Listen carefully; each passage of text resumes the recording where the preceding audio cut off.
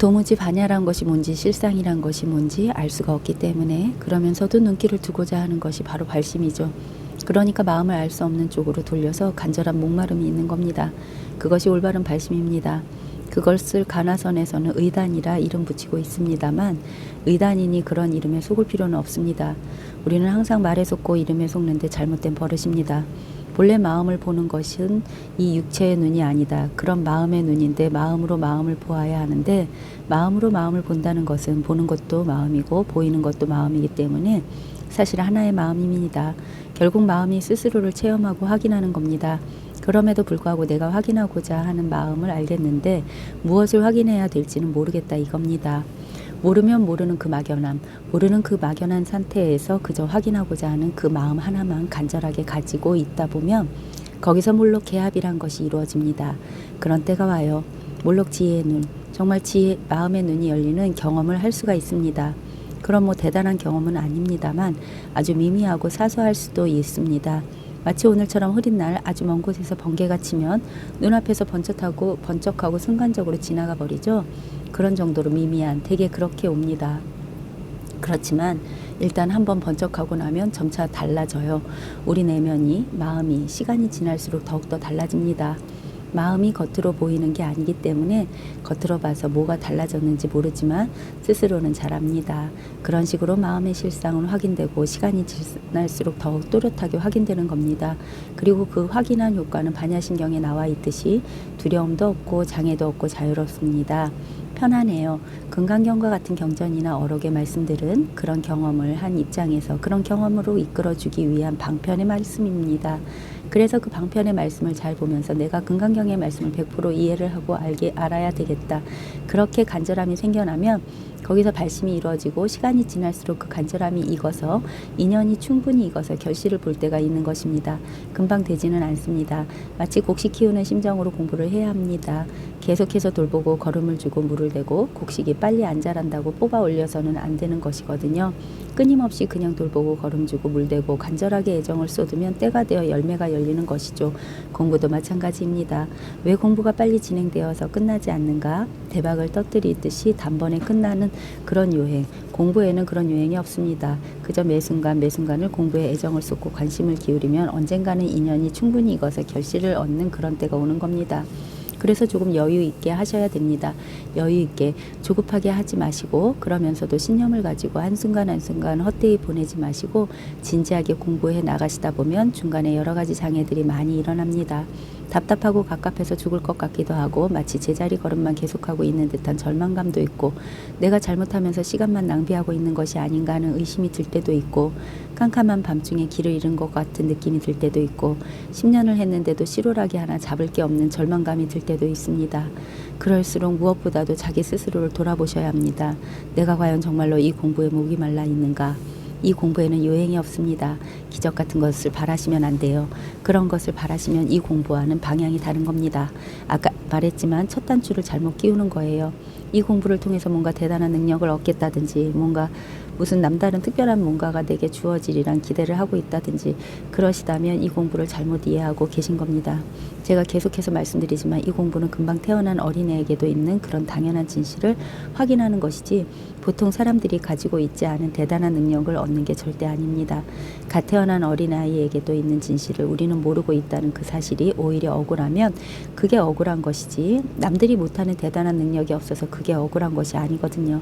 너무나 당연하게 주어져 있는 진리를 깨닫는 것이지 그것을 확인해내는 것이지 어떤 특별하고 초인간적인 능력을 얻는 것이 아닙니다. 그래서 이것은 어떤 불합리함 같은 것은 전혀 없어요. 불합리하고 이상하고 특히 느낌을 쫓아가시면 안 됩니다. 느낌이나 이상한 기운 같은 거 그런 게 매달리시면 안 됩니다. 전혀 그런 것이 아닙니다. 아주 평범한 것입니다.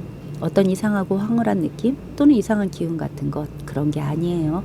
만약에 기운이나 어떤 느낌을 느낀다고 하더라도 그런 이상한 것이 아니고 아주 당연하고 자연스럽고 편안한 그런 것들입니다. 공부하다 까딱 잘못하면 그런 이상한 곳으로 빠질 수도 있습니다. 공부하는 사람들이 대개 보면 자기가 자신이 없기 때문에 바깥으로 갈구를 하거든요. 바깥에 있는 대상에게 기도도 열심히 하고 그러죠. 밖에 있는 대상에 갈구하더라도 결론은 결국 자기 자신을 확인하는 것인데 지금 갈구하는 이것 자체를 깨달아야 결론이 나는 겁니다. 그렇지 않고 갈구를 하다 보면 갈구를 하다 보면 자기도 모르게 의식이란 놈이 장난을 쳐서 이상한 경계를 만들어내요. 의식이 그런 경계를 만들어내면 자기가 만들 줄도 모르고 거기에 속아서 끌려가 버립니다. 그렇게 되면 소위 정신병이 돼요. 뭔가 특별하고 이상한 것을 바라지 마시라 이겁니다. 그런 게 아니에요. 그런 게 아니고 나 자신의 진실한 존재, 그렇다고 해서 지금 우리가 알고 있는 자기 자신을 이야기하고 있는 게 아닙니다. 그거라면 공부할 필요도 없는 거죠.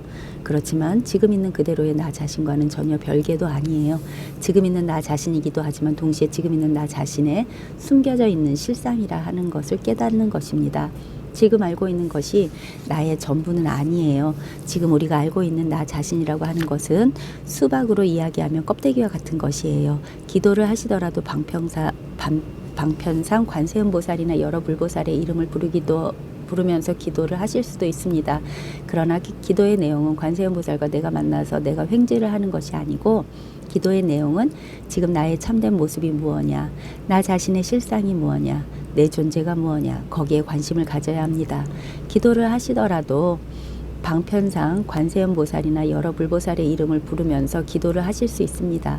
그러나 그 기도의 내용은 관세음보살과 내가 만나서 내가 횡재하는 것이 아니고, 기도의 내용은 지금 나의 참된 모습이 무엇냐, 나 자신의 실상이 무엇냐, 내 존재가 무엇냐, 거기에 관심을 가져야 합니다. 관세음보살이나 여러 부처 신중을 만들어 놓은 이유는 우리 보통 사람들이 자기 자신이 자기 자신을 알려고 하면 계속해서 현재 알고 있는 자기 자신 속에서 마치 다람쥐가 쳇바퀴 돌듯이 거기서 벗어나지 못하기 때문입니다.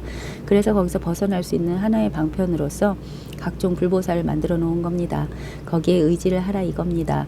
그것들은 방편으로 우리가 만들어 놓은 것들입니다. 관세음보살이 실제로 어디에 있는 것이 아닙니다. 나중에 결국 찾고 보면 자기 자신이에요. 선을 통하여 공부의 길에 접어든다면 그런 불보살에게 의지할 필요가 없습니다. 자기 자신의 실상을 바로 단도직입이라고 하죠. 바로 볼 수 있는 자세를 가지고 어디에 의지하지 않고 바로 보겠다, 어디에 무엇에 의지하지 않고 나의 실상을 바로 보겠다, 그런 자세로 공부를 하시면 돼요. 어쨌든 모르는 입장에서 간절히 알고자 목말라 하는 그런 목마름을 자꾸 더해가는 그런 자세로 공부를 쭉 하시다 보면 마음의 눈으로서 마음을 보고자 하는 그 목마름이 자꾸 더해가는 겁니다. 그러다 보면 문득 결실의 때가 오는 겁니다. 이치 따지기 좋아하고 말하기 좋아하는 사람들은 본래 마음이 하나라고 그랬는데, 마음이 뭐냐라고 탐구하고 발심할 필요가 어디 있느냐, 그냥 이대로 찾지 않으면 곧 그대로 부처다, 이렇게 이야기를 하는 것입니다. 이치상으로 그렇습니다. 그러나 찾지 않고 그대로 있으면 그대로일 뿐이에요. 영원히 모르는 겁니다. 말로 이해하는 이치로서 이 마음 공부를 전부 설명할 수는 없습니다. 이치라는 것은 극복해야 할 의식의 그림일 뿐입니다. 의식에서 이러쿵저러쿵 그림을 그리는 것이지, 그런 생각을 벗어나지 못한다면 역시 이 공부와는 다른 길입니다. 그러니까 이렇게 생각하시면 돼요. 지금 우리가 꿈을 꾸고 있다. 인생은 꿈이라고 이야기하지 않습니까? 꿈속에서 지금 보고 듣고 말하고 생각하고 행동하고 있습니다. 그러니까 지금 우리가 무엇을 알고 있든 다 꿈입니다. 그런데 나는 이것들이 꿈이란 사실을 듣고 이 꿈에서 깨어나고 싶고 이 꿈을 깨고 싶다. 그러나 꿈을 깨고 싶다 하는 것도 꿈이거든요. 그러니까 꿈을 깨고 싶다고 단순히 생각한다고 깨어나는 것은 아닙니다. 그러면 잠을 깨야지 하고 잠을 깨기 위해서 자기사를 꼬집었다가, 그것도 꿈이에요. 꿈속에서 자기사를 꼬집었다고 깨어납니까? 자기가 꿈을 꾸면서 그 속에서 어떤 방법을 고안하고 실천을 해도 꿈에서 깨어나지는 않습니다. 자기의 노력으로 꿈속에서 꿈을 깨어나는 방법은 없습니다. 이 점이 아주 중요한 것입니다. 지금 내가 꿈을 꾸고 있는데 꿈에 대해서 어떤 이론을 이해하고 어떤 꿈의 내용을 잘 알고 있다고 하더라도 그것 자체가 다 꿈인 겁니다. 뭐를 알고 있다 하더라도 다 꿈이에요. 우리는 한 번도 꿈에서 깬 적이 없어요. 그래서 꿈속에서 꿈은 이렇게 저렇게 해서 꾸어지는 것이니까 나는 꿈을 깨야 되겠다. 아무래도 그것은 다 꿈인 거라 꿈속에서 꿈 이야기를 하고 있는 것일 뿐이죠. 방법이 없는 겁니다. 온갖 방법을 다 써봐도 다만 꿈일 뿐 꿈에서 깰 방법은 없구나, 허탈하죠. 그렇지만 그렇게 하면서 그 꿈에서 깨고 싶다는 갈증은 더욱 커지는 겁니다. 깨어나야지 하는 그 한 생각만 간절하다면 말이죠. 어떤 방법이 우리를 깨어나게 해주는 것은 것은 아닙니다. 꿈속의 어떤 방법도 꿈일 뿐이에요. 꼬집든 뺨을 때리든 절벽에서 뛰어내리든 전부 꿈일 뿐입니다. 안 깨어나는 겁니다. 그러니까 이 공부에는 방법이 없어요. 깨달는다는 것은 깨어난다, 깨친다는 말인데 이 미몽에서 이 꿈속에서 깨어날 수 있는 어떤 방법도 없습니다. 유일한 길은 간절하고도 간절하게 꿈에서 깨고자 하는 간절함이 있다면 꿈을 꾸고 있는 자기 자신이 그 간절함에 문득 응답을 합니다. 왜냐하면 꿈꾸는 것도 나 자신이고 꿈을 깨고자 하는 것도 나 자신이거든요. 깨고자 하는 그 간절함이 꿈을 꾸고 있는 나 자신을 자극해서 깨어나게 하는 겁니다. 어떤 방법이 우리를 깨어나게 하는 것은 아닙니다. 결국 꿈이란 것은 문득 눈만 떠버리면 그것으로 끝나는 것이잖아요. 스스로가 꿈에서 깨어나는 경우를 잘 보세요. 특히 악몽 같은 경우 강도가 저 멀리서 나를 찌르고 달려든다. 그런데 칼이 바로 코앞에 오기 전까지는 안 깨어납니다. 그만큼 간절함이 절박함이 없기 때문에 저 앞에 있을 때는 두려움에 벌벌 떨기만 할 뿐인데 칼이 코앞에 오게 되면 깜짝 놀라게 되고 그때 자기도 모르게 눈을 뜨게 되는 거예요. 그 절박함이 간절함이 꿈을 깨게 만드는 겁니다. 그런데 꿈을 깨고 나서도 그 꿈의 두려움이랄까 그 꿈의 내용이 나를 몸서리치게 하죠. 그러나 어쨌든 꿈을 깼기 때문에 아무리 두려운 내용이 있다 하더라도 깼기 때문에 그 다음부터는 편안하기 짝이 없죠. 깨어났기 때문에 그와 같은 겁니다. 마음 공부라 하는 것은 그렇습니다. 우리는 육군, 육경, 오온, 18개라는 의식이 꿈속에 있는 겁니다. 아무리 꿈꾸더라도 꿈꾸는 자와 꿈의 내용이 다르지는 않습니다. 우리가 꿈에서 깨어났을 때에도 꿈을 내용을 기억하거든요. 깨어났을 때도 그 사람이고 꿈을 꿀 때도 그 사람입니다. 사람이 다르지 않습니다. 그럼에도 불구하고 꿈꿀 동안에는 자기 마음대로 깨어나지를 못해요. 희한한 일이죠. 우리의 상황이란 게 그렇습니다. 그래서 꿈에서 깨고자 하는 간절함만 있으면 충분히 시간이 지나면서 마치 강도가 10m 앞에서 5m 앞에서 3m, 2m, 1m 다가오는 바로 코앞에 다가오면 이제 죽었구나 하는데 눈을 딱 뜨면 잠을 깨는 그런 상황입니다. 오히려 더 답답하고 더 갑갑하고 더 아무것도 모르겠고 공부란 게 더 오리모중이고 이렇게 되는 것이 오히려 공부에는 더 진전이 있다고 할 수 있습니다. 그렇게 되면 한편으로는 자기도 모르게 더 안심이 되기도 해요. 의식적으로는 굉장히 답답하고 갑갑하고 아무것도 모르겠는데 가슴속에서는 뭔가 결과 쪽으로 가까이 가고 있다는 예감이 옵니다. 그것을 스스로는 잘 몰라요. 하여튼 그렇게 공부가 진행이 되어서 문득 성광처럼 탁 깨어나는 경험이라는 것이 반드시 있습니다. 그게 없으면 꿈속에서 도를 이야기하고 법을 이야기하고 진리를 이야기하는 겁니다. 아무리 이치에 딱딱 들어맞아 이야기를 하더라도 꿈일 뿐이에요. 그래서 말을 잘하는 것은 전혀 도움이 되지 않습니다. 아무리 이치에 알맞게 생각하더라도 그게 공부는 아닙니다. 이치를 아무리 공부해도 안 풀리게 되면 스스로 손을 놓게 됩니다. 스스로가 손을 놓게 되는 그 지점부터는 이제 이치로서가 아니라 가슴으로서 목마름 하나로 공부를 해나갈 수 있는 거죠. 하여튼 공부는 스스로 어떤 결말을 보아야 하는 겁니다. 여기 앉아 계시다 보면 제 이야기를 들을 동안에는 공부가 잘 되었다가도 혼자 있을 때는 아니고 그렇게 될 수가 있습니다. 어떻게 보면 그런 기간도 또 필요합니다. 그러면서 자기도 모르게 가지고 있던 삿된 견해들이 정리가 됩니다. 그러면서 바른 길로 끌려오게 되는데 그래서 오랫동안 저와 접하게 되면 제가 말씀드린 것을 충분히 다 이해해서 다 알겠다는 때가 오기도 합니다. 그러나 저의 이야기 다 알겠다는 수준에 그쳐서는 안 됩니다. 그것이 자기의 이야기가 되어야 해요. 자기 자신에게 분명히 결론이 났구나 하는 그런 게 옵니다. 어떤 시기가 되면 반드시 그런 게 와요. 그런 시기가 오면 저의 이야기는 하나의 평가 대상이 되는 겁니다. 저 사람 저렇게 이야기하는 것은 조금 더 고쳤으면 좋겠다는 식으로 자기가 자기 내면에서 자기 결론이 나는 때가 옵니다. 그때까지는 어쨌든 공부를 놓치지 말고 밀고 나가야 합니다. 이것을 진정 맛보지 못하면 왜 마음 공부가 중요하고 왜 부처가 고마운지 알 수가 없어요. 자기가 진짜 맛을 봐야 알 수가 있는 겁니다. 하여튼 자기 자신이 분명하게 확인하셔야 합니다. 경문을 보겠습니다. 스보리아, 겐지스강에 있는 모래의 수요와 같은 수에 겐지스강이 있다면 내 생각이 어떠하냐.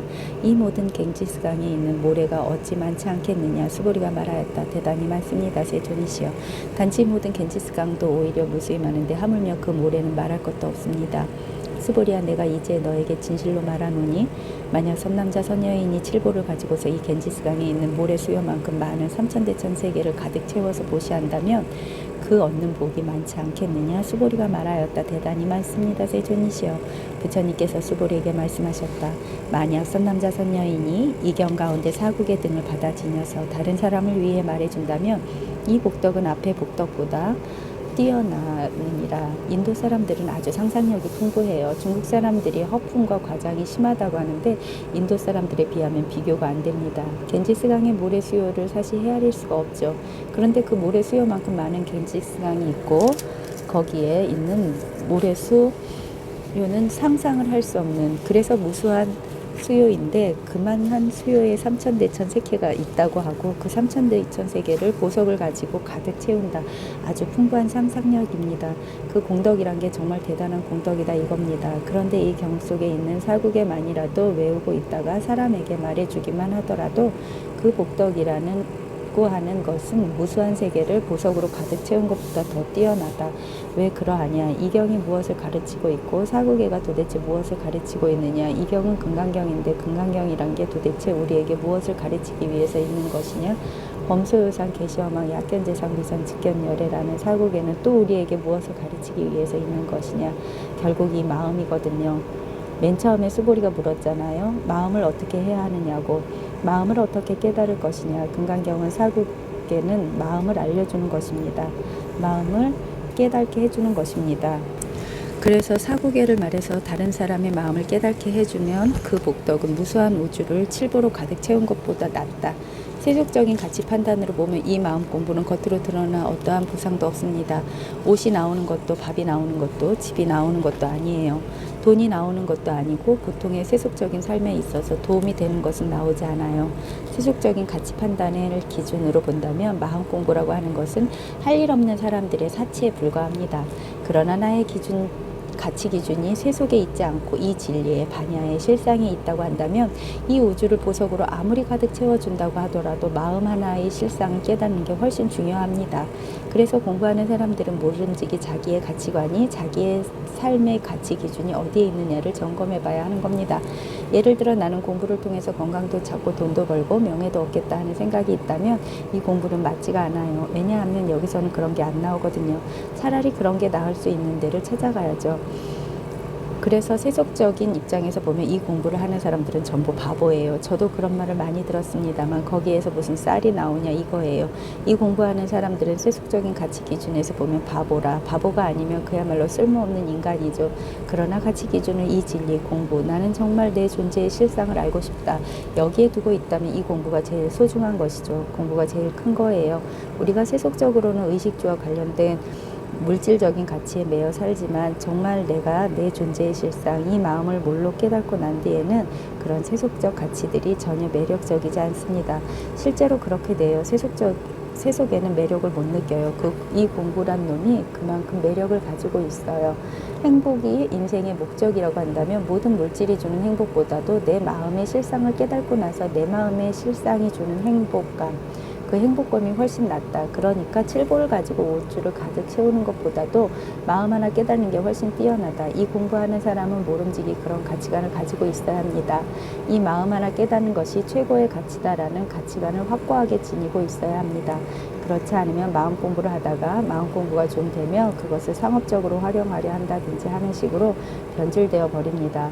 그렇게 되면 스스로 마음을 조금 안다 할지라도 사실은 그것을 아는 게 중요한 게 아니라 삿된 쪽으로 떨어지지 않는 것이 중요한데 알았다 하더라도 옆길로 가버립니다. 그래서 세속적인 용도로 써먹어서 마음 공부 자체를 더럽히는 길로 갈 수도 있습니다.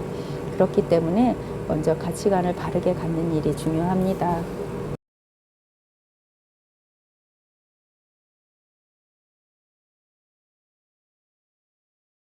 바른 가르침을 존중해야 된다. 존중 전교분. 또한 수보리야, 이 경전 혹은 사고계 등을 때에 따라 여러 곳에서 말한다면 마땅히 하라라.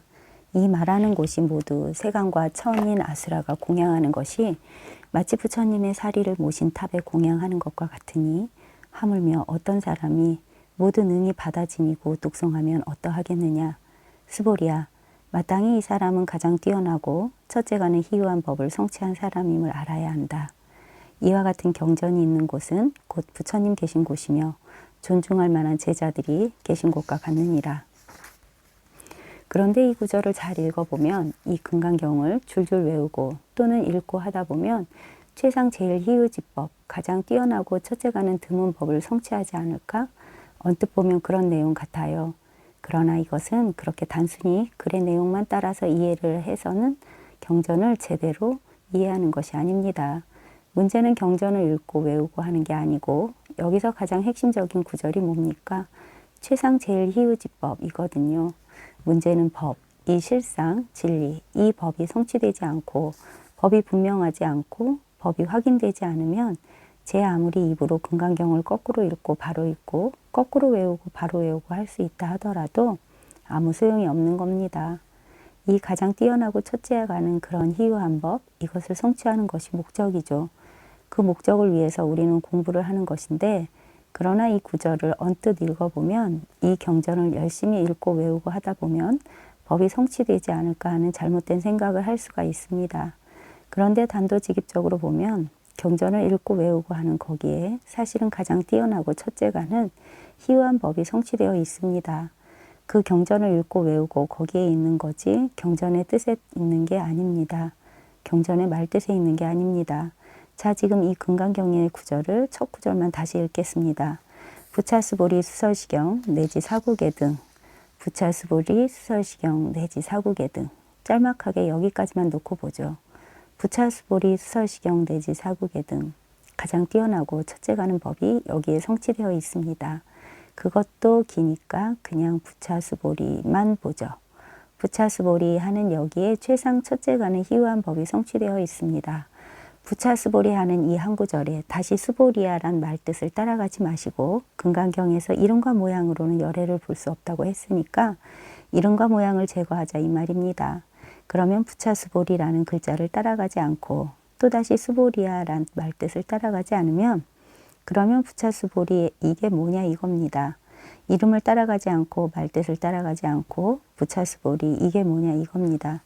부차스보리 이 한마디를 할 수 있는 이것이 금강경 전체를 다 이야기할 수 있고 나아가 팔만대장경 전체를 다 말할 수도 있고 그뿐만 아니라 못하는 일이 없습니다. 부차스보리 하는 이 하나가 분명하면 모든 것은 이 하나에서 다 나오는 겁니다. 그러니까 첫째로 제일 가는 희유한 법이에요. 부차스보리 하는 이 하나가 글자를 따라가지 않고 말뜻을 따라가지 않고 부차스보리 우리가 할 수 있거든요. 지금 이 부차스보리 하는 이 말이 무엇입니까? 부차스보리 하는 이 말이 도대체 뭐냐 이겁니다. 이게 분명하면 바로 이것이 무위법이고 마음이고 도라고 이름 붙이는 것이고 가장 뛰어난 첫째가는 법입니다. 이것 하나를 할 수 있으니까 나머지 금강경 모든 구절을 읽고 이해하고 말할 수 있는 겁니다. 팔만대장경도 다 그러하니까 이 조그마한 것, 이것 하나 아주 가장 간단한 겁니다. 가장 간단한 이것 하나가 가장 희유한 법이에요. 부차스보리 하는 이 말이 무엇입니까? 이 말이 무엇인 줄을 참으로 확실하게 확인한다면 삼관과 같이 뭔가가 열리는 것이 있을 겁니다. 도대체 부차스보리 이 말이 무엇이냐, 섬광 어쩌고 하는 말은 신경 쓰지 마세요. 부차스보리 하는 이 한마디 말이 무엇이냐 이겁니다. 여러 가지 생각을 하시면 안 됩니다. 무엇이냐고 묻는 순간에 착하고 와 닿아야지 무엇일까 이렇게 생각을 하면 이미 버스는 지나간 겁니다.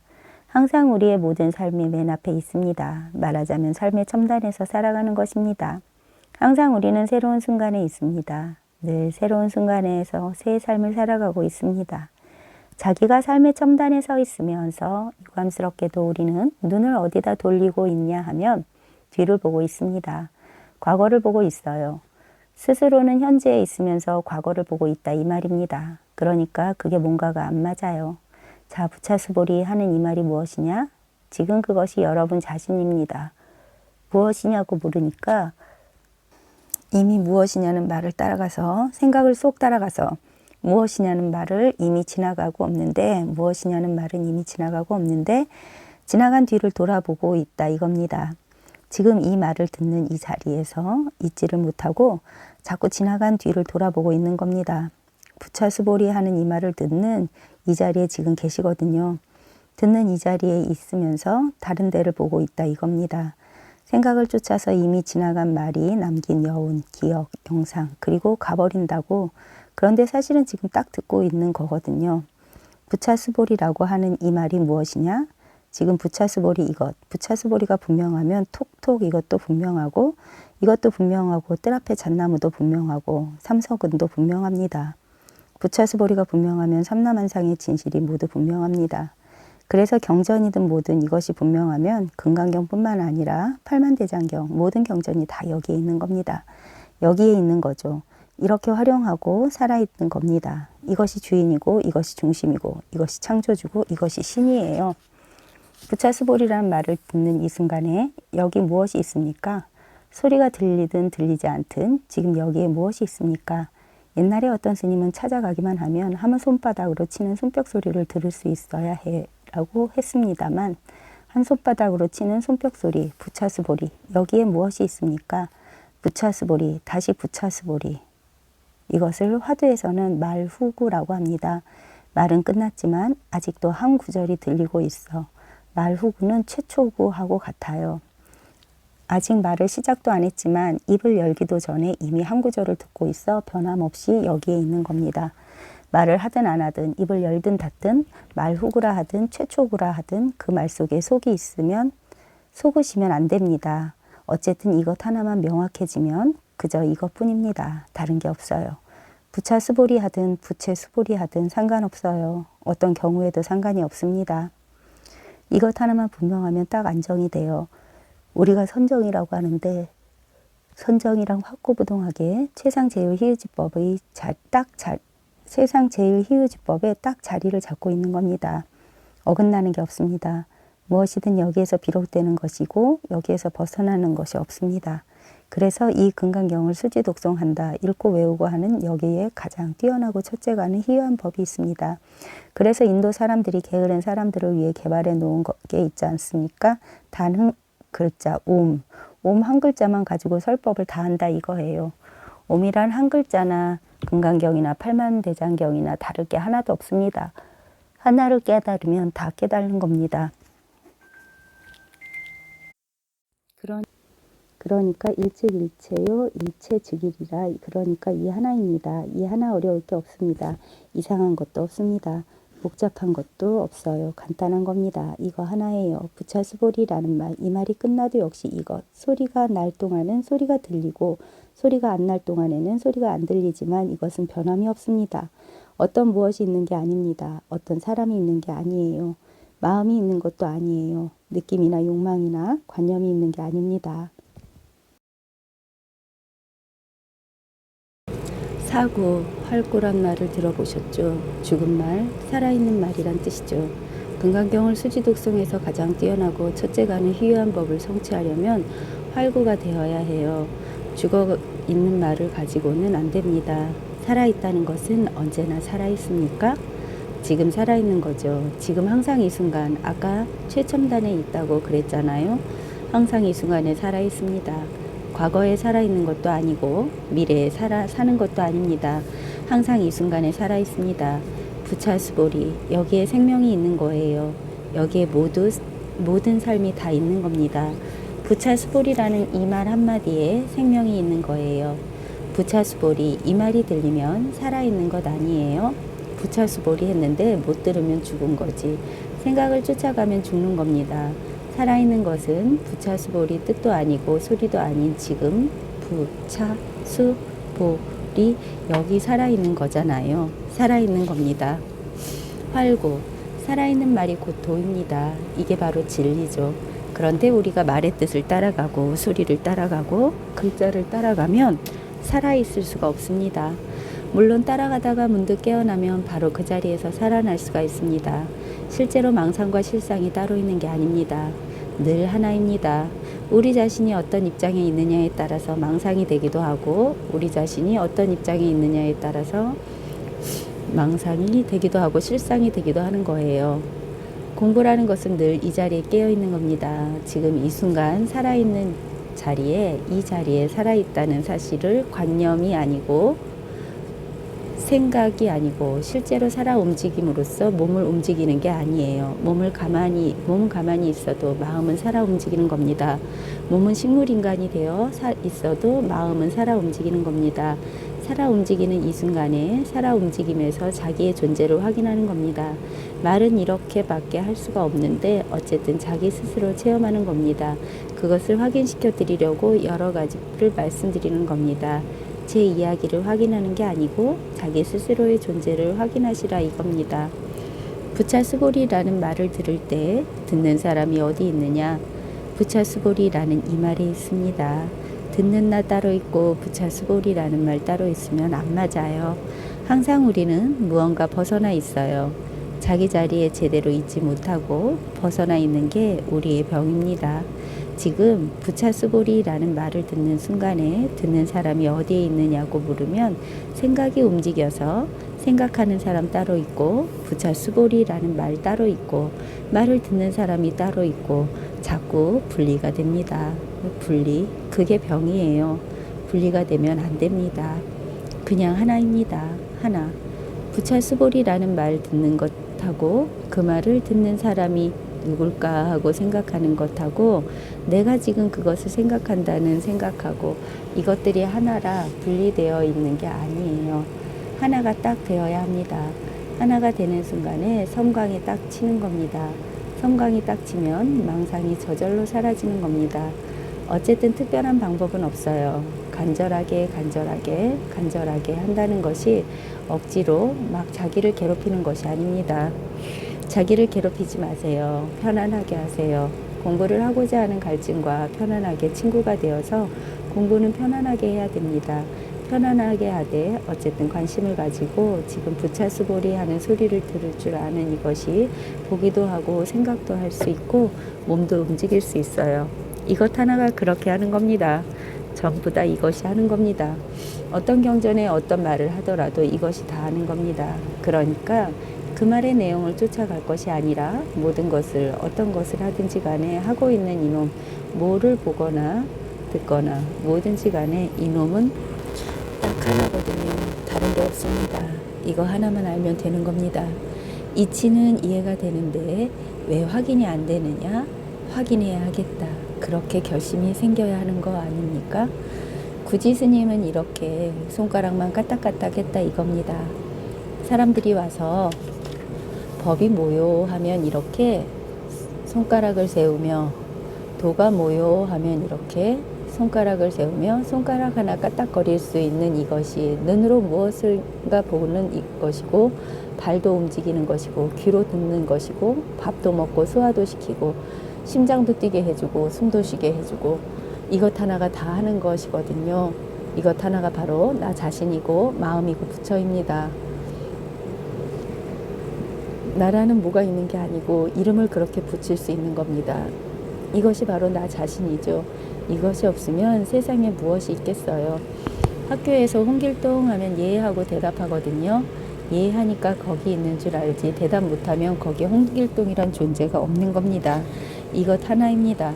이것이 최상 제일 희유지법이거든요. 가장 뛰어나고 세상에 하나밖에 없는 희유한 법이거든요. 이것 하나만 깨우치면 되는 거예요. 이것은 항상 살아있는 것입니다. 이것이 없으면 할 수 있는 일이 아무것도 없어요. 밥을 먹다가도 밥 먹는 것이 바로 이것인데 이것이 바로 선이고 이것이 바로 도고 이것이 바로 마음이에요. 밥 먹는 이것, 차 마시는 이것, 운전하는 이것, 이것이라는 것이 확인이 되어야 해요. 확인이 이것 하나가 다 한다는 것은 믿어져요? 그럼 이것 하나를 체험하고 확인해야지. 계속 공부하다가 이 간절함이 익어서 때가 되면 문득 이것이 탁 하고 와닿는 겁니다. 이게 바로 이것 하나구나 하고 통할 수가 있어요. 머리에선 이해가 되는데 가슴에서 딱 막혀버려. 이게 뭔가 이해는 할 수 있을 것 같은데 이것 하나가 다 한다고 하는데 그러다가 턱 하고 와 닿으면 막혀있던 것이 쑥 하고 내려가 버립니다. 흡사 체했던 것이 시원하게 내려가는 것 같아요. 한번 쑥 내려가고 나면 그 다음부터는 다 소화되는 겁니다. 선사들은 그것을 통미치 빠진다라고 그래요. 그런 체험을 할 수가 있습니다. 그러고 나면 이런 경전이나 선사들의 어록이나 제가 드리는 말씀이 거짓말이 아니라는 것을 알 수가 있어요. 그런 체험이 없으면 머리로는 이해하지만 완전한 믿음이 생기지는 않는 겁니다. 맛본 사람들만이 서로의 말을만 들으면 공감할 수가 있어요. 그것을 맛보는 것이 공부지 다른 특별한 게 없습니다. 그 맛을 뭐라고 이름을 붙일 수가 없어요. 그렇게 되고 나면 그동안 무수히 나를 괴롭혀왔던 여러 가지 문제들로부터 완전히 풀려납니다. 자유롭게 되어 시원하죠. 편안합니다. 얼굴 표정이 달라져요. 이것 하나를 딱 하고 체험하고 확인해서 톡밑이 쑥 빠져버리면 나를 괴롭히던 모든 문제들이 저절로 해결됩니다. 경전이 있는 곳은 모든 사람들이 공양하는 곳이고 불탑처럼 공양한다고 그랬는데 불탑은 부처님의 사리를 모신 곳입니다. 부처 사리란 게 우리가 알고 있기로는 부처가 열반하고 나서 시체를 태우고 남은 뼈라고 알고 있잖아요.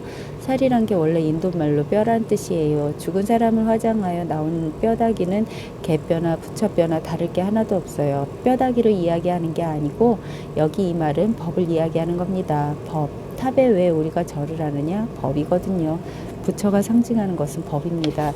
그게 뼈든 살이든 간에 법을 상징하는 것이거든요. 법에 절하는 겁니다. 그러나 알고 보면 절하는 이것 자체가 법인데, 그러니까 이 경은 곧 법을 나타내는 거라 이겁니다. 부처수보리라는 단 한 구절을 가지고 제가 법을 충분히 보여드렸지 않습니까? 금강경 전체를 다 볼 필요도 없어요. 사실 단 한 구절만 가지고 조금도 남김없이 법을 모두 보여드릴 수가 있는 겁니다. 그러니까 이 경전에서 사국의 등을 설하는 이 자리가 바로 모든 중생이 공양을 바쳐야 할 불탑과 같은 곳이고, 이것을 수지독송하는 자리가 바로 최상제일희유주법을 성취하는 자리다라고 이야기하지 않습니까? 이게 무엇냐? 지금 우리가 이 경전을 말하고 있고 지금 이 자리 이 순간에 최상제일희유주법을 우리 각자가 다 실현하고 있는 겁니다. 그러면 금강경만 수지독송 해야겠네? 금강경만 하십시오. 그런데 금강경은 이 탁자 위에 있는 금강경 교재인 금강경이 아닙니다. 이것이 진짜 금강경입니다. 최상제일희유주법이 금강경이거든요. 이것이 또 금강경이고 말하는 것도 금강경이고 듣는 것도 금강경이고 우린 금강경을 항상 가지고 다닙니다. 최상제일희유주법의 금강경이다. 밥 먹는 것도 금강경이고 똥 누는 것도 금강경이고 일하는 것도 금강경이고 경전의 말구절에 끄달리면 안 됩니다. 어떤 사람은 금강경을 조그마한 수첩으로 만들어 가지고 다니고 병풍을 만들어 세워놓고는 쳐다보고, 그게 아니고 주머니에 넣는 이것이 금강경이고 쳐다보는 이것이 금강경입니다. 공부는 무슨 장소나 어떤 수단 같은 게 필요 없는 겁니다. 정해진 것이 없어요. 어떤 장소든 무엇을 가지고 있든 말든 깨어있는 동안에는 다 공부입니다. 공부를 할 수 있습니다. 우리는 이미 한두 달 금강경 강의를 해왔기 때문에 금강경이란 말, 책 그 안에 있는 말구절 이런 데 끄달리지 않을 정도는 되셨을 겁니다. 바로 이게 금강경입니다. 호흡 수련하는 사람들도 호흡을 쭉 들여 마셨다가 쭉 내쉬는 이게 금강경이거든요. 이게 뭔가를 명확하게 깨달으면 이것이 바로 법이거든요. 제대로만 공부한다면 호흡을 어떻게 해서 기운을 모으고 이런 게 아니에요. 지금 호흡을 들이쉬고 내쉬는 이놈이 뭐냐 이겁니다. 이게 바로 금강경이거든. 탕리칸 스님이 요즘 한국에 오셨는데 그분은 항상 걷는 것을 가지고 말씀하시거든요. 한 걸음 한 걸음 걷는 게 이게 바로 최상제일희유지법이다 이거예요. 한 걸음 걷고 한 걸음 걷고 이게 뭐냐? 이게 바로 최상제일희유지법이라. 모든 수행들을 보면 결국 이거 하나를 가리키고 있는 겁니다. 호흡을 수련하든 걸음걸이를 수행하든 뭘 하든지 간에 이것 하나에 개합하지 못하면, 이것 하나를 확인하지 못하면 그냥 경계에 떨어져 버립니다. 상에 떨어져 버립니다. 그 상이 아무리 아름답고 멋지다 하더라도 그 경계에 자기 자신을 구속시켜서 본래의 자신을 잃어버리고 경계를 쫓아가는 어리석음을 범하는 겁니다. 예를 들어 좌선을 할 때는 최상제일희유주법이 있는데 일어나서 평소처럼 생활할 때는 그것을 잃어버린다면 그런 식으로 하면 그것은 공부가 아니에요. 그게 아니고 앉았든 걷든 눕든 어떻게 하든 상관없어요. 최상제일희유주법은 항상 변함없이 이렇게 실현되고 있는 겁니다. 언제 어디서 무엇을 하던 우리는 최상제일희유주법에서 벗어날 수가 없습니다. 항상 이 자리에 있는 겁니다. 이것 하나만 분명하면 힘쓸 게 없습니다. 왜? 항상 저절로 이 자리에 있으니까 벗어날 두려움이나 걱정이 없어요. 왜? 반야신경에서 모든 두려움이 사라지고 장애가 사라져서 할 일이 없어진다고 하느냐? 본래 그대로 갖추어져 있는 겁니다. 벗어날 수가 없어요. 원래부터 항상 그 진리 그 자체에 있었기 때문에 따로 더 할 일이 없어요. 내가 이 진리의 자리를 어떻게든 사수해야지 한다면 그것은 공부가 아닙니다. 공부란 것은 무위법이죠. 무위법. 자연스럽고 전혀 힘이 들지 않습니다. 이것만 확인하면 됩니다. 원래 진리의 자리에 있습니다. 지금 이것 하나, 이것은 내가 어디서 받아와서 쓰는 게 아닙니다. 내가 억지로 노력해서 얻어와서 쓰는 게 아니에요. 본래 태어날 때부터 주어져 있는 거예요. 버리고 싶어도 버릴 수가 없는 거예요. 눈으로 보고 귀로 듣고 생각하고 팔다리 움직이고 하는 것은 누구한테 받아오는 게 아니거든요. 버릴 수가 없어. 이것은 항상 가지고 있는 겁니다. 이 사실을 분명하게 체험적으로 확인하면 항상 우리는 본래 진리의 자리에서 떠나지 않는 겁니다. 그래서 입처계진이라 어디든 발길 닿는 그 자리가 진리의 자리입니다. 힘들 것이 전혀 없습니다. 그래서 무위법이고 법은 곧 자연이라 그럽니다. 자연 원래 그런 거다 이겁니다. 힘들여서 붙잡고 있는 것은 공부가 아닙니다. 무언가를 애써서 붙잡고 있으면 힘이 들죠. 힘든 만큼 괴로운 겁니다. 특정한 행위를 마구 연습해서 하는 것이 아닙니다. 그저 지금 있는 그대로 지금 다 가지고 있어요. 아무런 모자람 없이 있는 그대로 확인만 분명히 하면 의식적으로가 아니고 가슴으로 확인이 되고 턱 밑이 쑥 빠져버리면 되는 겁니다. 그게 물론 금방 쉽사리는 안 돼요. 하여튼 간절한 마음으로 하다 보면 인연이 무르익어서 체험하는 순간이 오는 겁니다. 이것 하나만 체험하면 되는 거예요. 최상제일희유지법은 우리가 늘 성취를 한 상태입니다. 애써서 성취를 해야 되는 것이 아닙니다. 본래 성취해 있는데 우리 스스로가 그것을 돌아보지 않고 다른 데를 보고 있는 겁니다. 안 그렇습니까? 지금 보고 듣고 말하고 생각하고 움직이고 살아있다는 이것 자체가 최상제일희유지법이 아니면 이런 일이 있을 수가 없어요. 그러니까 지금 보고 듣고 말하고 생각하고 움직이고 하는 이것 하나, 지금 이것 하나거든요. 차 마시는 이것 하나, 어디든지 간에 항상 똑같은 거니까 어떤 계기가 되든지 간에 한 번만 딱 통하면 됩니다. 한 번만, 언제든지 동일하기 때문에 항상 이것뿐이기 때문에 한 번만 통하면 확인이 되는 겁니다. 어렵게 생각하실 게 없습니다. 여러 가지 복잡한 이치가 없어요. 무문관이나 벽암로, 선문염송 같은 책을 보면 공안이 1700여 가지가 나와요. 그 1700여 가지 화두에 또 수많은 사람들이 설명을 붙여 놓았어요. 양이 엄청나게 많아요. 그것을 보면 온갖 이치가 다 있는 것 같아.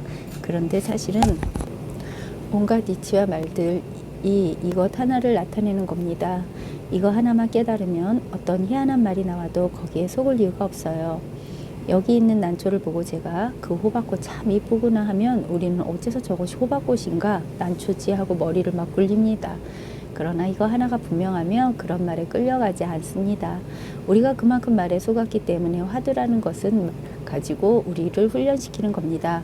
우리는 한 구절의 말이 나오면 한없이 생각을 일으킵니다. 옳다느니 그르다느니 하고 옳고 그르고 하는 것이 분별하여 따지는 것이고 옳다 하든 그르다 하든 난초라 하든 호박꽃이라 하든 이것 하나를 확인하시면 아무 문제가 되지 않습니다. 화두 중에 이런 게 있죠. 동쪽 산이 물 위로 간다. 진흙소가 바닷속으로 들어간다.